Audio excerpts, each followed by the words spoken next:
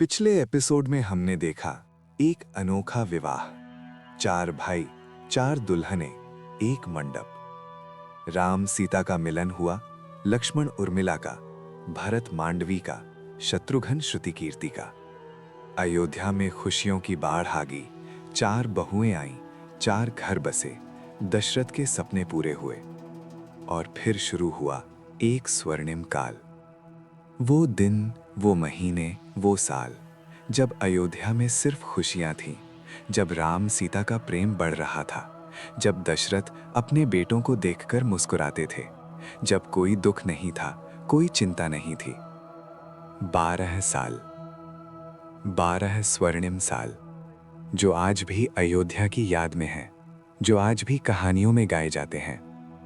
लेकिन ये 12 साल एक तूफान से पहले की शांति थे।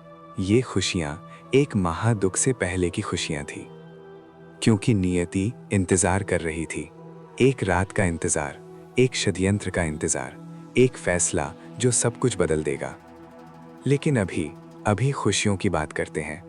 अभी उन 12 सालों को जीते हैं, ताकि समझ सकें बाद में क्या खोया। आज की कहानी है 12 सुखद वर्ष। वो समय जब अयोध्या स्वर्ग थी, वो समय जब राम राजा नहीं थे, सिर्फ प्यारे बेटे थे।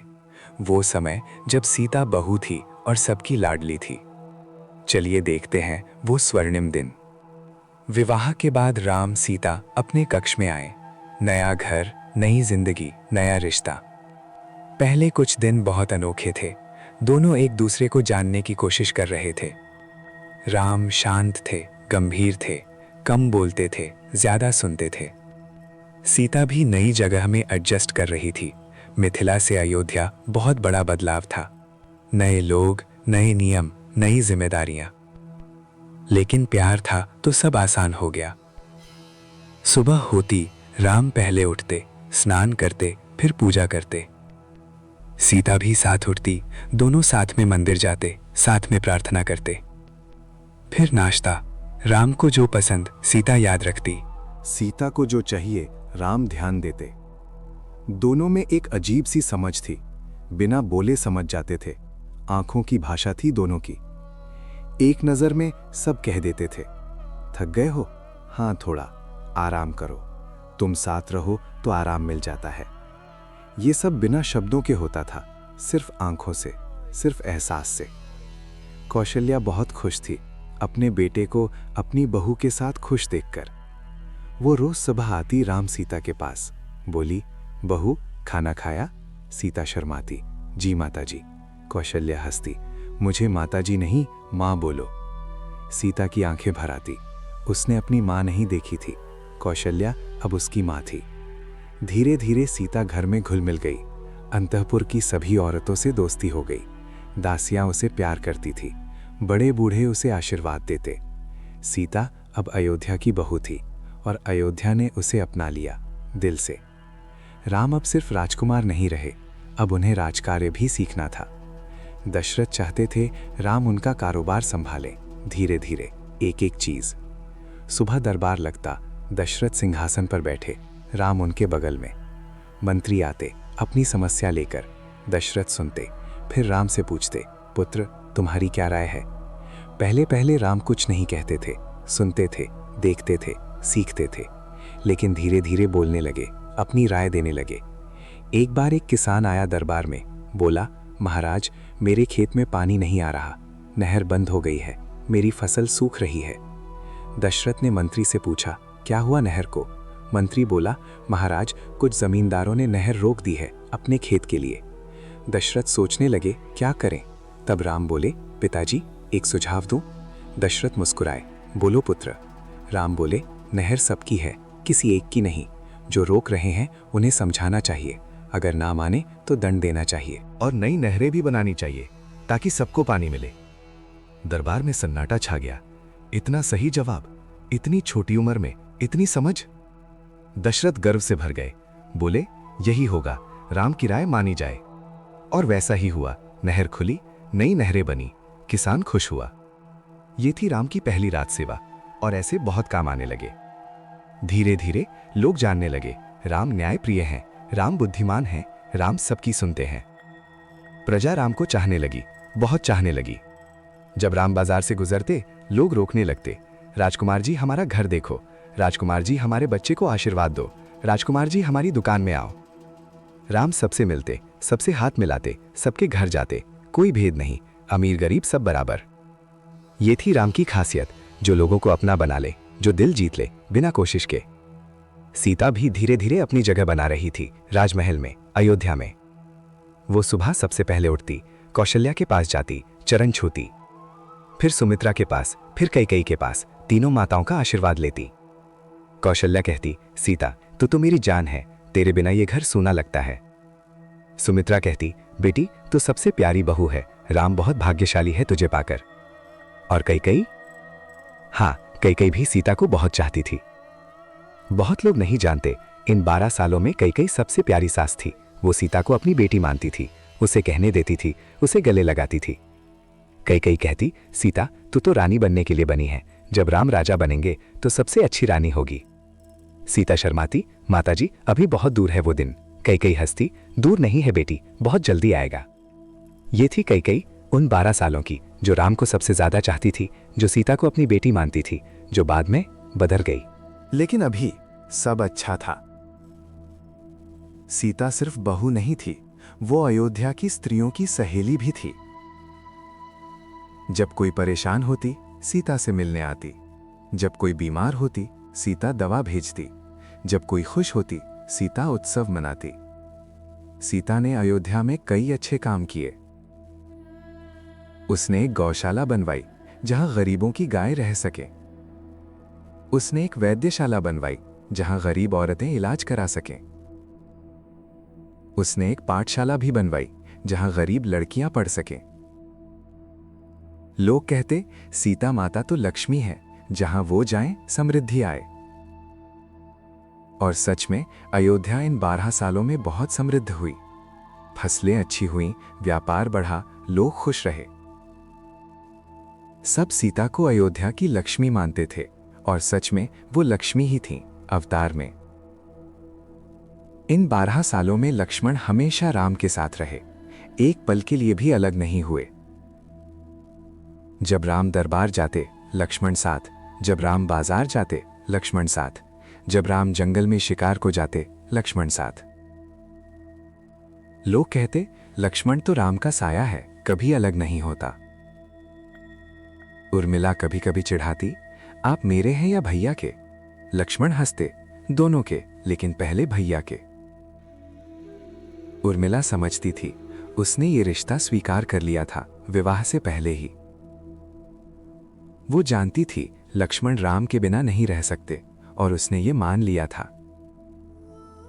उर्मिला ने कभी शिकायत नहीं की, कभी नहीं कहा आप मेरे साथ समय नहीं बिताते, कभी नहीं कहा भैया ज्यादा प्यारे हैं क्या। वो चुप रहती, अपना काम करती, अपने पति की खुशी में खुश रहती। ये थी उर्मिला के त्याग की शुरुआत, जो बाद में और बड़ी होगी, 14 साल की नींद तक। लक्ष्मण और राम दोनों साथ में तलवार चलाते, साथ में तीर चलाते, साथ में कुश्ती करते। राम हमेशा जीतने देते लक्ष्मण को, लक्ष्मण हमेशा कहते, भैया आप जीते। राम हंसते, नहीं लक्ष्मण, आज तुम जीते। दोनों की ये नोक-झोंक बहुत प्यारी थी। एक बार दोनों जंगल में गए शिकार को, रास्ता भूल गए, रात हो गई। लक्ष्मण बोले, भैया मैं जागता हूं, आप सो जाओ। राम बोले, नहीं लक्ष्मण, मैं जागता हूं, तुम सो जाओ। दोनों लड़ते रहे, कौन जागेगा। अंत में दोनों जाग गए पूरी रात। सुबह जब घर पहुंचे, उर्मिला और सीता इंतजार कर रही थीं। दोनों चिंतित थीं। सीता बोली, कहां थे आप, हमने बहुत चिंता की। राम बोले, क्षमा करो सीता, रास्ता भूल गए थे। उर्मिला बोली, और आप पूरी रात जागे। लक्ष्मण बोले, भैया की रक्षा करनी थी ना।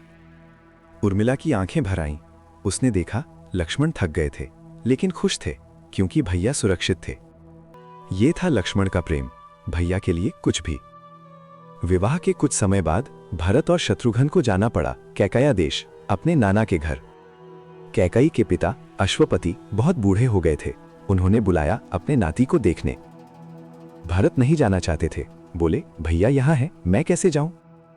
राम ने कहा, भरत, नाना बुला रहे हैं, तुम जरूर जाओ, मैं यहां हूं, चिंता मत करो।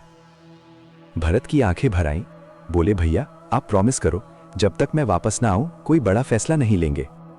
राम हंसे, कैसा फैसला? भरत बोले, कोई भी, राजा बनना या कुछ और। राम ने भरत के सिर पर हाथ रखा, बोले, मैं प्रॉमिस करता हूं, जाओ भरत, खुश रहो। और भरत चले गए। शत्रुघ्न साथ थे, मांधवी और श्रुति कीर्ति भी साथ गईं। कैकया देश दूर था, पहाड़ों के पार, महीनों का सफर। वहां पहुंचकर भरत नाना से मिले। अश्वपति बहुत खुश हुए, बोले, मेरे बच्चे आ गए, अब मुझे कुछ नहीं चाहिए।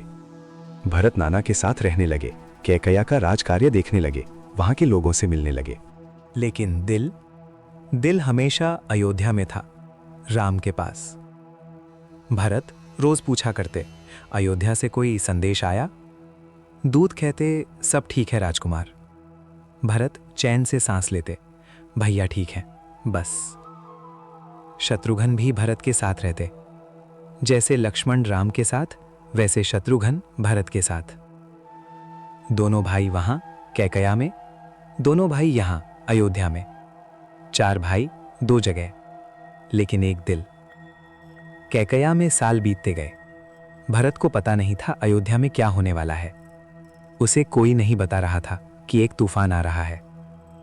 जब तूफान आएगा, भरत सबसे ज्यादा टूटेगा, क्योंकि वो नहीं था अपने भैया के साथ, जब भैया को सबसे ज्यादा जरूरत थी।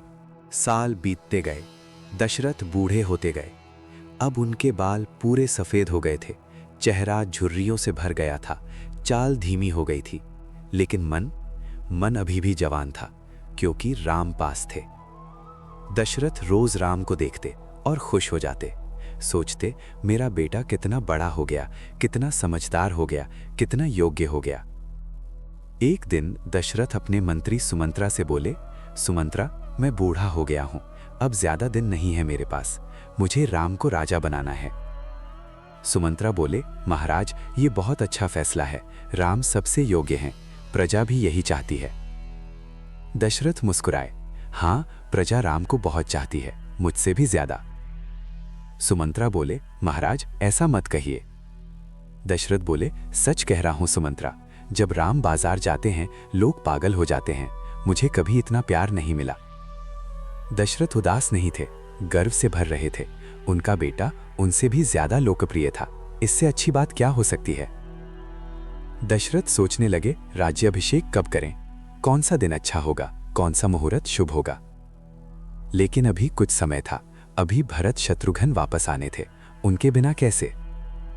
दशरथ ने सोचा, पहले भरत को बुला लूं, फिर राज्याभिषेक। लेकिन नियति के कुछ और प्लान थे जो दशरथ नहीं जानते थे, जो कोई नहीं जानता था। रात को दशरथ को सपने आने लगे थे, बुरे सपने, पुरानी यादें। श्रवण कुमार। बहुत साल पहले जब दशरथ जवान थे, उन्होंने एक भूल की थी, एक पाप किया था जो अब उन्हें सताने लगा। श्रवण कुमार एक बालक था जो अपने अंधे माता पिता को कांधे पर बिठाकर तीर्थ ले जा रहा था। दशरथ जंगल में शिकार कर रहे थे, उन्होंने आवाज सुनी, पानी की, सोचा कोई जानवर है, तीर चला दिया। लेकिन जानवर नहीं था, श्रवण कुमार था जो अपने माता पिता के लिए पानी भर रहा था। तीर श्रवण को लगा, वो मर गया। उसके माता पिता अंधे बूढ़े अपने बेटे की लाश पकड़कर रोए। उन्होंने दशरथ को श्राप दिया, जैसे हम अपने बेटे के वियोग में मर रहे हैं, तैसे तू भी अपने बेटे के वियोग में मरेगा। ये श्राप दशरथ को याद आ गया। रात को सपने में वो पसीने में नींद से उठते, सोचते क्या होगा, कब होगा। कौशल्या पूछती, स्वामी क्या हुआ, इतने परेशान क्यों हो। दशरथ कहते, कुछ नहीं, बस पुरानी यादें। लेकिन अंदर से दशरथ डर गए थे। वो जल्दी से जल्दी राम को राजा बनाना चाहते थे, ताकि जो भी हो राम सुरक्षित रहे। लेकिन क्या वो कर पाएंगे? नियति कुछ और सोच रही थी। इन 12 सालों में राम सीता का प्रेम और गहरा होता गया। वो अब सिर्फ पति पत्नी नहीं थे, वो एक दूसरे की आत्मा थे। राम जब भी परेशान होते सीता समझ जाती, सीता जब भी उदास होती राम महसूस कर लेते। दोनों में एक अनोखी समझ थी जो शब्दों के परे थी, जो स्पर्श के परे थी। एक बार राम बहुत थक कर आए दरबार से। बहुत मुश्किल मामला था, कई घंटे बहस हुई थी। सीता ने देखा राम थके हुए हैं, उसने कुछ नहीं पूछा, बस उनके पास बैठी, उनका हाथ पकड़ा, कुछ नहीं बोली। राम ने आंखें बंद की।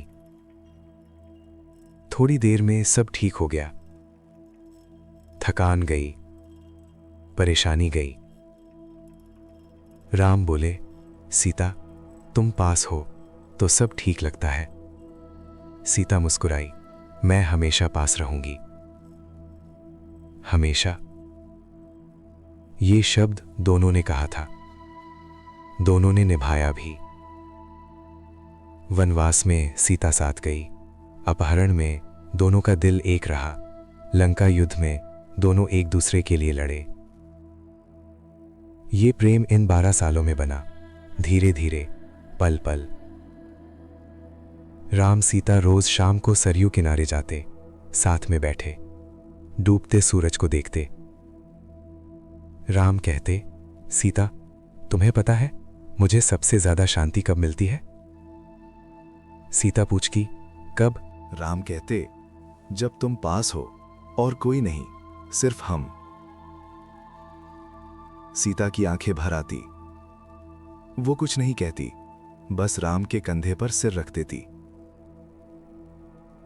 ये थे वो पल जो बाद में बहुत याद आए, जब दोनों अलग हो गए।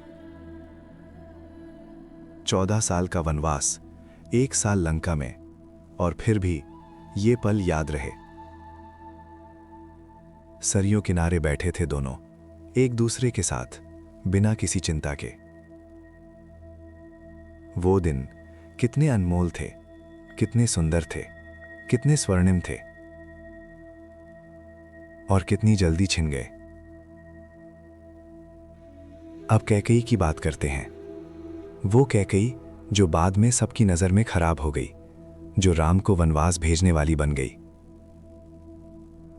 लेकिन इन 12 सालों में वो सबसे अच्छी सास थी। वो राम की सबसे बड़ी चाहने वाली थी। हां, सही सुना, कैकेयी राम को बहुत चाहती थी, अपने बेटे भरत से भी ज्यादा। यह सुनने में अजीब लगता है, लेकिन सच है। जब राम छोटे थे, कैकेयी उनके साथ खेली थी, उन्हें गोदी में बिठाकर लाड किया था, उन्हें कहानियां सुनाई थी। राम भी कैकेयी को मां कहते थे, उतना ही प्यार करते थे जितना कौशल्या को। कैकेयी के कमरे में राम ज्यादा जाते थे, क्योंकि कैकेयी उन्हें ज्यादा चढ़ाती थी, ज्यादा खिलाती थी, ज्यादा लाड करती थी। भरत दूर थे कैकेय्या में, कैकेयी का सारा प्यार राम पर था। सीता को भी कैकेयी बहुत चाहती थी। वो कहती, सीता तू तो मेरी बेटी है, जब राम राजा बनेंगे तू रानी बनेगी, मैं बहुत खुश होंगी। कैकेयी को कोई प्रॉब्लम नहीं थी राम के राजा बनने में, वो खुद चाहती थी कि राम राजा बने। तो फिर बदला क्या? एक रात में कैसे सब उलट गया? ये सब आगे देखेंगे। अभी बस इतना जानो, कैकेयी बुरी नहीं थी, वो बदल गई, किसी ने बदला। वो कोई थी मंथरा, कुबड़ी दासी, टेढ़े मन वाली, जो कैकेय्या से कैकेयी के साथ आई थी।